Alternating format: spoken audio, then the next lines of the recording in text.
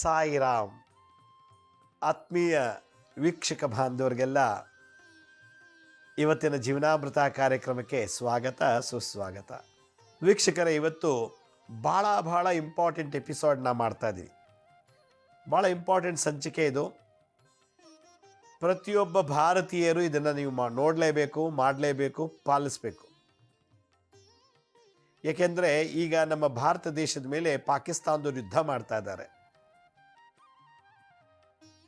ಈ ಯುದ್ಧ ಎಲ್ಲಿವರೆಗೂ ಹೋಗಿ ನಿಂತ್ಕೊಳ್ಳುತ್ತೋ ಗೊತ್ತಿಲ್ಲ. ಈ ಯುದ್ಧದ ಕೊನೆಯ ಭಾಗದಲ್ಲಿ ಬರುವಂಥ ಶತ್ರು ದ್ವೇಷ ಇನ್ನೆಷ್ಟು ಸ್ಟ್ರಾಂಗ್ ಆಗುತ್ತೋ ನಮ್ಮ ದೇಶದ ಮೇಲೆ ಮುಂದೆ ಗೊತ್ತಿಲ್ಲ.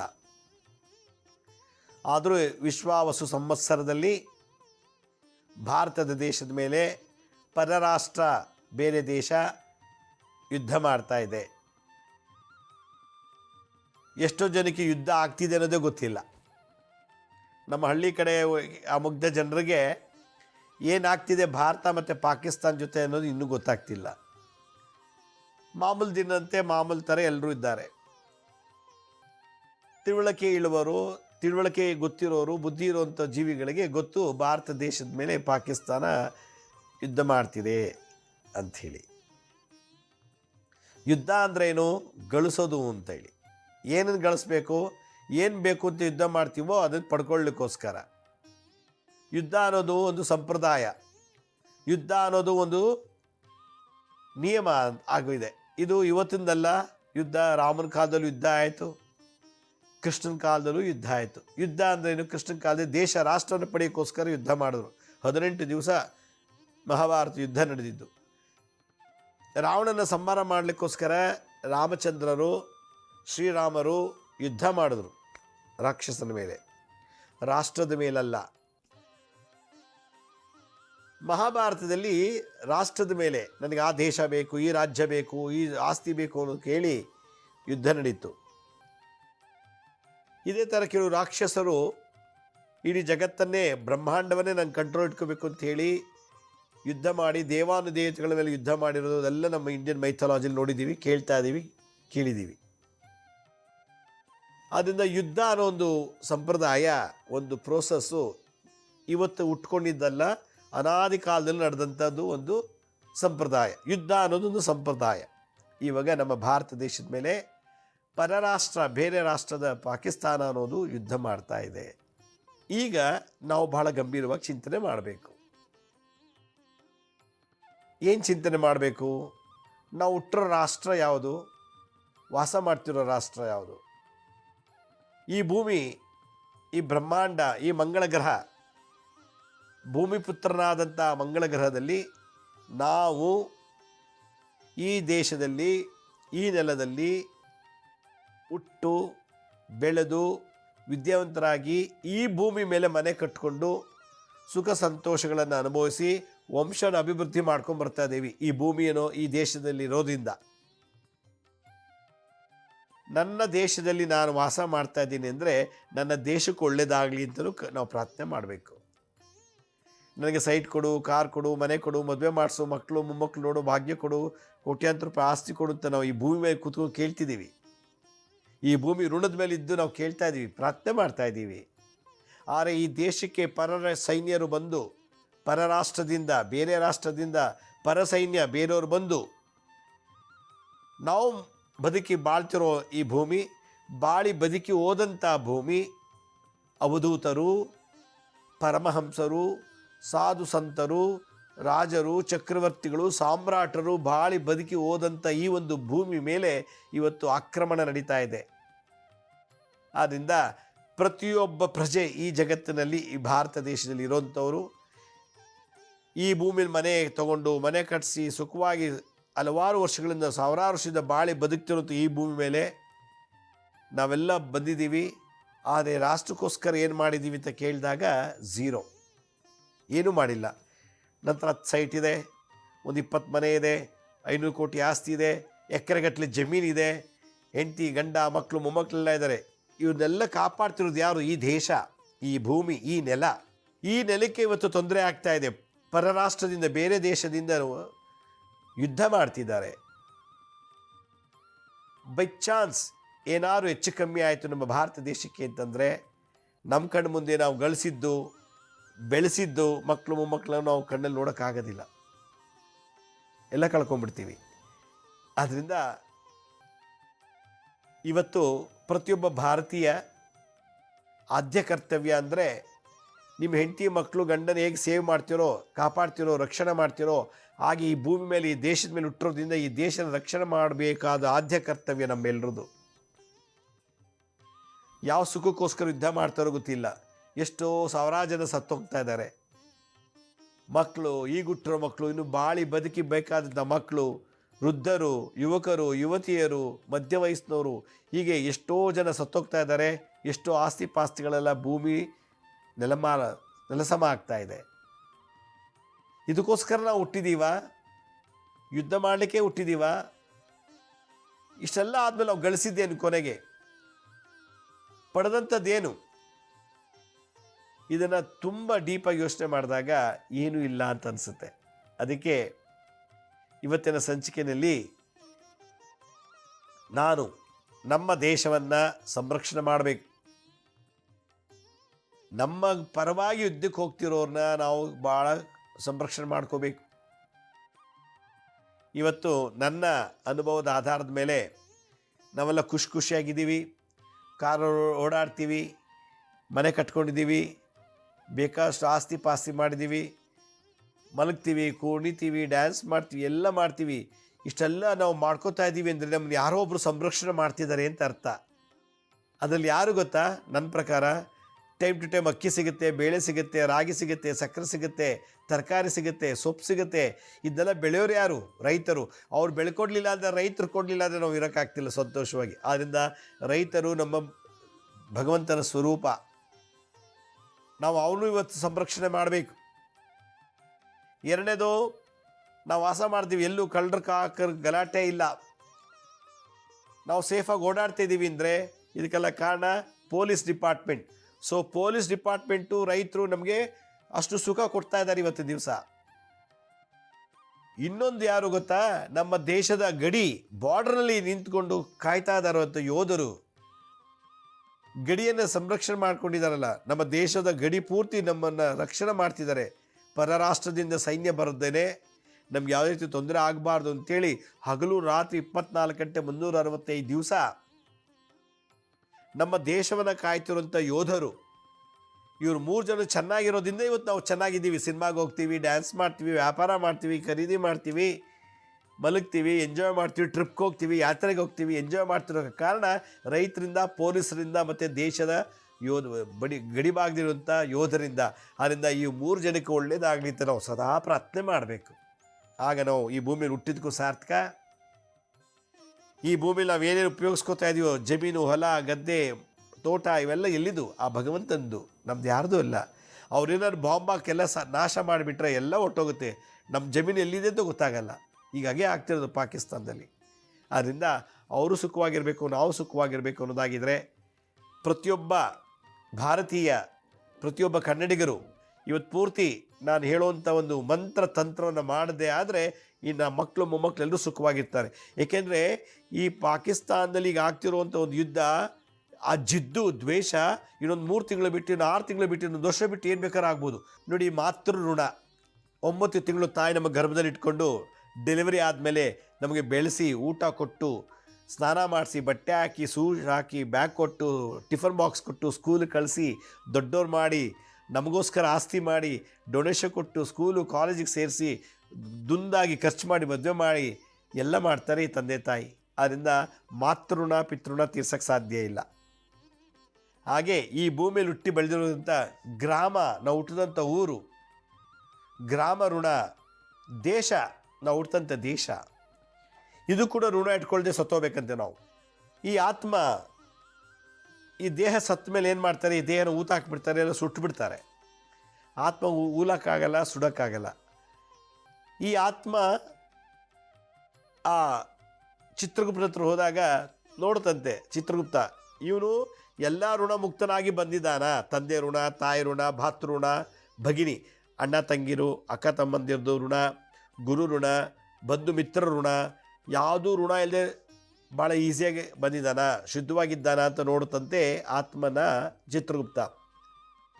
ಎಲ್ಲ ಋಣ ಕಳ್ಕೊಂಡಿದ್ದಾನೆ. ತಾಯಿ ಸೇವೆ ಮಾಡ್ದ, ತಂದೆ ಸೇವೆ ಮಾಡ್ದ, ಬಂಧು ಮಿತ್ರರಿಗೆ ಸೇವೆ ಮಾಡ್ದ, ಸಮಾಜಕ್ಕೆ ಸೇವೆ ಮಾಡ್ದ, ಎಲ್ಲ ಮಾಡ್ದ.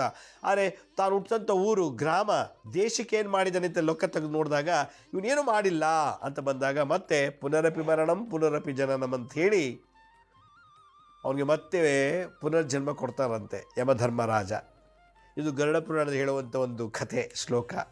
ಆದ್ದರಿಂದ ನಾವು ಹುಟ್ಟಿದಂಥ ಭೂಮಿ ಋಣನೂ ಕಳ್ಕೊಂಡೋಗಿ ಸಾಯಬೇಕು, ನಾವು ಹಾಗೆ ಸಾಯಬಾರ್ದು ನಾವು. ಆದ್ದರಿಂದ ನಮ್ಮ ಗ್ರಾಮ ಋಣ, ನಾವು ಯಾವ ಊರಲ್ಲಿ ಹುಟ್ಟಿದ್ವಿ, ಎಲ್ಲೋ ಹುಟ್ಟಿದ್ವಿ, ಎಲ್ಲೋ ಬಂದು ಸೆಟ್ಲಾಗಿದ್ದೀವಿ. ನಾನು ಮಂಡ್ಯದಲ್ಲಿ ಹುಟ್ಟಿದೆ, ಇವತ್ತು ಬೆಂಗಳೂರು ವಾಸ ಮಾಡ್ತಾಯಿದ್ದೀನಿ. ಹಾಗಂತ ನಾನು ಮಂಡ್ಯ ಮರೆಯೋವಾಗಿಲ್ಲ, ಹಾಗಂತ ನಾನು ಬೆಂಗಳೂರು ಮರೆಯೋವಾಗಿಲ್ಲ. ಈ 2 ಊರು ಋಣ ನಾನು ತೀರಿಸ್ಕೊಂಡು ಸಾಯಬೇಕು, ಇಲ್ಲಾಂದರೆ ಮತ್ತೆ ಈ ಜನ್ಮ ತಗೊಳ್ಬೇಕಾಗತ್ತೆ. ಯಾವ ದೇಶದಲ್ಲಿ ಹುಟ್ಟಿದ್ದೀನಿ? ಭಾರತ ದೇಶದಲ್ಲಿ ಹುಟ್ಟಿದ್ದೀನಿ ನಾನು. ಆ ದೇಶದ ಋಣ ಕೂಡ ನಾನು ಮುಕ್ತನಾಗಬೇಕು. ಆದ್ದರಿಂದ ನಾನು ಕೇಳ್ತಾ ಇರೋದು, ನಿಮ್ಮ ಹುಟ್ಟಿದೂರಿಗೆಲ್ಲ ಲೈಟ್ ಕಂಬ ಹಾಕ್ಸಿ, ಟಾಯ್ಲೆಟ್ ಕಟ್ಟಿಸಿ, ರಸ್ತೆ ಮಾಡಿಸಿ, ಮನೆ ಕಟ್ಸ್ಕೊಡಿ ಅಂತೇಳಿ ಎಲ್ಲೂ ಹೇಳ್ತಿಲ್ಲ. ನೀವು ಹುಟ್ಟಿರೋ ಈ ದೇಶಕ್ಕೆ ಏನಾದ್ರು ಒಂದು ದೊಡ್ಡದು ಸೇವೆ ಮಾಡಿ ಅಂತ ಹೇಳ್ತಿಲ್ಲ. ನಮ್ಮ ದೇಶಕ್ಕೆ ಮುತ್ತಿಗೆ ಹಾಕಿರುವಂಥ ಪರರಾಷ್ಟ್ರದ ಸೈನ್ಯ ನಮ್ಮ ದೇಶವನ್ನು ಧ್ವಂಸ ಮಾಡಬಾರ್ದು, ನಾಶ ಮಾಡಬಾರ್ದು, ನಮ್ಮ ಭಾರತೀಯರಿಗೆ ಯಾವುದೇ ರೀತಿ ತೊಂದರೆಗಳಾಗಬಾರ್ದು ಅನ್ನೋದಾಗಿದ್ದರೆ, ದೇಶಕ್ಕೋಸ್ಕರನಾದರೂ ಕೂತಿದ್ದ ಜಾಗದಲ್ಲೇ ಪ್ರಾರ್ಥನೆ ಮಾಡಿದ್ದೇ ಆದರೆ ಗ್ರಾಮ ಋಣ, ದೇಶದ ಋಣ ಮುಕ್ತರಾಗ್ತೀವಿ ನಾವು. ದೇಶ ತ್ಯಾಗ, ದೇಶ ಬಿಟ್ಟು ಹೋಗ್ತೀವಿ ನಾವು. ಹುಟ್ಟಿದ್ದು ಬೆಂಗಳೂರಲ್ಲಿ, ವಾಸ ಮಾಡ್ತಿರೋದು ಅಮೇರಿಕದಲ್ಲಿ, ಲಂಡನ್ನಲ್ಲಿ, ಆಸ್ಟ್ರೇಲಿಯಾದಲ್ಲಿ, ಕೆನಡಾದಲ್ಲಿ, ಯಾವುದೋ ಯುರೋಪಲ್ಲೊಂದು ದೇಶದಲ್ಲಿ. ಈ ಋಣ ಬಿಟ್ಟು ಅಲ್ಲೋಗ್ಬಿಟ್ಟಿದ್ದೀವಿ ನಾವು. ರಾಷ್ಟ್ರ ತ್ಯಾಗ, ದೇಶ ತ್ಯಾಗ, ಗ್ರಾಮ ತ್ಯಾಗ, ಧರ್ಮ ತ್ಯಾಗ. ನಮ್ಮ ಧರ್ಮ ತ್ಯಾಗ ಮಾಡಿ ಇನ್ನೊಂದು ಧರ್ಮಕ್ಕೆ ಮಾಡ್ತಾ ಇದ್ದೀವಿ. ಪೂಜಾ ವಿಧಾನ ತ್ಯಾಗ, ಕುಲದೇವತೆ ಪೂಜಾ ಆರಾಧನಾ ತ್ಯಾಗ ಎಲ್ಲ ಬಿಟ್ಬಿಟ್ಟಿದ್ದೀವಿ ನಾವೀಗ. ಎಲ್ಲ ಬಿಡಿ, ಏನಾಗುತ್ತೋ ಗೊತ್ತಿಲ್ಲ. ಆದರೆ ದೇಶ ತ್ಯಾಗ ಮಾತ್ರ ನೀವು ಬಿಡಬಾರ್ದು. ಇವತ್ತಿನ ಸಮಾಜದಲ್ಲಿ, ಇವತ್ತಿನ ಪರಿಸ್ಥಿತಿಲಿ ಯಾವ ಸಮಯದಲ್ಲಿ ಏನು ಬಾಂಬ್ ಹಾಕ್ಬಿಡ್ತಾರೋ. ಹಿರೋಶಿಮಾ ನಾಗಸಾಕಿ ಹೇಗಾಯಿತು ನೋಡಿ. ಇನ್ನೂ ಚೇತರಿಸ್ಕೊಳ್ತಾ ಇದೆ ಆ ದೇಶ, ಇನ್ನೂ ಅಭಿವೃದ್ಧಿಯಾಗಿಲ್ಲ. ಆ ಥರ ಆಗಬಾರ್ದು. ಹಿಂದೆ ಕೂಡ ಬ್ರಿಟಿಷ್ ನಮ್ಮನ್ನ ಹೋಗಿದ್ದಾರೆ. ಹಿಂದೆ ಕೂಡ ಹಲವಾರು ಸಾಮ್ರಾಟ ಚಕ್ರವರ್ತಿಗಳು ಪರದೇಶದಿಂದ ಬಂದು, ಪರರಾಷ್ಟ್ರದಿಂದ ಬಂದು ನಮ್ಮನ್ನು ಹೋಗಿದ್ದಾರೆ. ಎಷ್ಟೋ ಆಸ್ತಿ ಪಾಸ್ತಿ ಎಷ್ಟೊಂದೆಲ್ಲ ಹಾಳು ಮಾಡಿ ಹೋಗಿದ್ದಾರೆ. ಅದು ಇನ್ನು ಮುಂದುವರಿಬಾರ್ದು. ನಮ್ಮ ಮಕ್ಕಳು ಮೊಮ್ಮಕ್ಕಳಿಗೂ ಕೂಡ ಎಲ್ಲವೂ ಸುಖವಾಗಿರಬೇಕು ಅನ್ನೋದಾದರೆ, ನೀವೇಗ ಆಸ್ತಿ ಮಾಡಿದ್ದೆಲ್ಲ ನನ್ನ ಮಗ ಮಕ್ಕಳು ಮೊಮ್ಮಕ್ಕಳಿಗೂ ಸುಖವಾಗಿ ಅನುಭವಿಸ್ತಿದ್ದು ಹೇಗೆ ಆಸ್ತಿ ಮಾಡಿಟ್ಟೋಗ್ತೀವೋ ಹಾಗೆ ಈ ದೇಶ ಸುಖವಾಗಿರಲಿ, ನನ್ನ ಮಕ್ಕಳು ಮೊಮ್ಮಕ್ಕಳು ನಾವು ಮಾಡಿಟ್ಟಿರೋ ಆಸ್ತಿನ ಅನುಭವಿಸೋಕ್ಕೆ ಅನ್ನೋ ಒಂದು ಅರಿವು ಬರಬೇಕು ಪ್ರತಿಯೊಬ್ಬರಲ್ಲೂ. ಆದ್ದರಿಂದ ನಮ್ಮ ರೈತರಿಗೆ, ಪೊಲೀಸ್ಗೆ ಮತ್ತು ನಮ್ಮ ದೇಶ ಕಾಯುವಂಥ ಯೋಧರಿಗೆ ನಾವು ಅವ್ರನ್ನ ಸಂರಕ್ಷಣೆ ಮಾಡಬೇಕು. ನಾವು ನೋಡ್ತೀವೋ ಇಲ್ವೋ ಗೊತ್ತಿಲ್ಲ. ಬಾರ್ಡ್ರಲ್ಲಿ ಯಾರ್ಯಾರು ಹೋಗಿ ಯುದ್ಧ ಮಾಡ್ತಿದ್ದಾರೆ, ಯಾರು ಬದುಕಿದ್ದಾರೆ, ಯಾರು ಸತ್ತಿದ್ದಾರೋ ಅಂತ ಗೊತ್ತಿಲ್ಲ. ಆದರೆ ಯಾರೂ ಸಾಯಬಾರ್ದು, ಅದು ನಾವು ಗೆಲ್ಲಬೇಕು. ಯಾರಿಗೂ ತೊಂದರೆ ಆಗಬಾರ್ದು, ಯಾರಿಗೂ ಡ್ಯಾಮೇಜ್ ಆಗಬಾರ್ದು, ಅನ್ನೋ ಚೆನ್ನಾಗಿರಬೇಕು. ನಮ್ಮ ದೇಶಕ್ಕೆ ಯಾವುದೇ ರೀತಿ ತೊಂದರೆಗಳಾಗಬಾರ್ದು. ಹಿಂದೆ ಕೆಲವರೆಲ್ಲ ಬಂದು ನಮ್ಮ ದೇಶವನ್ನು ಆಕ್ರಮಣ ಮಾಡಿ ದೊಡ್ಡ ದೊಡ್ಡ ದೇವಾಲಯಗಳನ್ನು ಧ್ವಂಸ ಮಾಡಿದ್ರು, ದೊಡ್ಡ ದೊಡ್ಡ ಸಂಪತ್ತುಗಳನ್ನೆಲ್ಲ ಹೊತ್ಕೊಂಡು ಹೊಟ್ಟೋದ್ರು. ಹೀಗಾಗಿ ನಾವು ಇನ್ನೂ ತುಂಬ ಹಿಂದುಳಿದು ಬಿಟ್ಟಿದ್ದೀವಿ, ಮುಂದುವರಕ್ಕೆ ಆಗ್ತಿಲ್ಲ. ಇನ್ನೂ ಮುಂದುವರಿಬೇಕು ಅನ್ನೋದಾಗಿದ್ದರೆ ಈ ಯುದ್ಧಗಳು ತಡಿಬೇಕು ನಾವು. ಆದ್ದರಿಂದ ಪ್ರತಿಯೊಬ್ಬರೂ ಕೂಡ ಇವತ್ತಿನಿಂದ ನಮ್ಮ ದೇಶಕ್ಕೆ ಭದ್ರತೆ ಸಿಗೋವರೆಗೂ ನಾವು ಸುಖವಾಗಿ ಓಡಾಡ್ತಿದ್ದೀವಿ. ಆಫೀಸ್ಗೆ ಮನೆಗೆ ಆಫೀಸ್ಗೆ ಮತ್ತು ಬೇರೆ ಬೇರೆ ಊರಿಗೆಲ್ಲ ಓಡಾಡ್ತಿದ್ದೀವಿ. ಸುಖವಾಗಿ ಊಟ ಮಾಡ್ಕೊಂಡಿದ್ದೀವಿ, ಮಲಗಿದ ರಾತ್ರಿ ನಿದ್ದೆ ಮಾಡ್ತಿದ್ದೀವಿ. ನಮಗೇನು ಬಾಂಬ್ ಹಾಕಿಲ್ಲ, ನಾವಿನ್ನೂ ಚೆನ್ನಾಗಿದ್ದೀವಿ ಅಂದರೆ ದೇಶದ ಯೋಧರ ಋಣದಿಂದ ನಾವು ಚೆನ್ನಾಗಿದ್ದೀವಿ. ಆದ್ದರಿಂದ ಭಾರತ ದೇಶದನ್ನು ಕಾಯ್ತಿರುವಂಥ ಪ್ರತಿಯೊಬ್ಬ ಸೈನಿಕನಿಗೆ ನಾವು ಕೂತಿದ್ದ ಜಾಗದಲ್ಲೇ ಆಶೀರ್ವಾದ ಮಾಡಬೇಕು, ಅವ್ರು ಚೆನ್ನಾಗಿರಲಿ ಅಂತೇಳಿ ಪ್ರಾರ್ಥನೆ ಮಾಡಬೇಕು. ಮತ್ತು ನಮ್ಮ ದೇಶ ಇನ್ನೂ ಬಲಿಷ್ಠವಾಗಲಿ, ಸ್ಟ್ರಾಂಗ್ ಆಗಲಿ. ಪಾಕಿಸ್ತಾನ ಒಂದೇ ಅಂತಲ್ಲ, ಇನ್ಯಾವುದೇ ದೇಶ ಕೂಡ ನಮ್ಮ ದೇಶವನ್ನು ಮುತ್ತಿಗೆ ಹಾಕಬಾರ್ದು, ಪ್ರಜೆಗಳ ಸಾವಾಗಬಾರ್ದು, ನಮ್ಮ ದೇಶದ ಸಂಪತ್ತು ನಷ್ಟ ಆಗಬಾರ್ದು, ನಮ್ಮ ದೇಶಕ್ಕೆ ಯಾವುದೇ ರೀತಿ ಕುಂದು ಕೊರತೆಗಳು ಬರಬಾರ್ದು ಪರ ರಾಷ್ಟ್ರದಿಂದ, ಪರ ಸೈನ್ಯದಿಂದ ಅನ್ನೋದೊಂದು ಸಂಕಲ್ಪ ಮಾಡಬೇಕು. ಆಗ ನೀವು ಮಾಡಿರೋ ಆಸ್ತಿಗೂ ಕೂಡ ಬೆಲೆ, ನಿಮ್ಮ ವಂಶ ಕುಲ ಗೋತ್ರ ಕೂಡ ಸುಖವಾಗಿ ಬೆಳೆಯುತ್ತೆ. ಆದ್ದರಿಂದ ಈ ದೇಶ ಚೆನ್ನಾಗಿತ್ತು ಅಂದರೆ ನಿಮ್ಮ ವಂಶ ಚೆನ್ನಾಗಿರ್ತದೆ. ಈ ದೇಶ ಚೆನ್ನಾಗಿತ್ತು, ನೀವು ಮಾಡಿ ಗಳಿಸಿರೋ ಆಸ್ತಿ ಪಾಸ್ತಿಗೆಲ್ಲ ಸೇಫಾಗಿರ್ತದೆ. ವೀಕ್ಷಕರೇ, ನಮ್ಮ ದೇಶ ಸುಭಿಕ್ಷವಾಗಬೇಕು, ನಮ್ಮ ದೇಶನ ರಕ್ಷಣೆ ಆಗಬೇಕು. ನಮ್ಮನ್ನು ನಾವು ರಕ್ಷಣೆ ಮಾಡಿಕೊಳ್ಳಿಲ್ಲ ಅಂದರೆ ಬೇರೆಯವ್ರು ಯಾರೂ ಬಂದು ರಕ್ಷಣೆ ಮಾಡೋಕ್ಕಾಗಲ್ಲ. ನಮ್ಮ ಭಾರತ ಪ್ರಧಾನಮಂತ್ರಿ ಆಗಲಿ, ರಾಷ್ಟ್ರ ಅಧ್ಯಕ್ಷರಾಗಿರಲಿ, ಮುಖ್ಯಮಂತ್ರಿಗಳೇ ಆಗಿರಲಿ, ಅವರೆಲ್ಲರೂ ನಮ್ಮ ಥರ ಮನುಷ್ಯರೇ, ಪದವಿ ಇದೆ ಅಷ್ಟೇ. ಅದರಿಂದ ನಮ್ಮೆಲ್ಲರ ಪ್ರಾರ್ಥನೆ, ನಮ್ಮೆಲ್ಲರ ಪೂಜಾ ಫಲ, ನಮ್ಮೆಲ್ಲರ ತಂತ್ರ ಮಂತ್ರದ ಫಲ ಇಡೀ ಜಗತ್ತು ನಮ್ಮ ಭಾರತ ದೇಶ ಸಂರಕ್ಷಣೆ ಆಗಲಿ ಅಂಥೇಳಿ ಇವತ್ತು ನಾನು ಅಥರ್ವಣ ವೇದದಲ್ಲಿ ರುದ್ರಯಾಮಳ ತಂತ್ರಸಾರ ಅಂತ ಒಂದಿದೆ.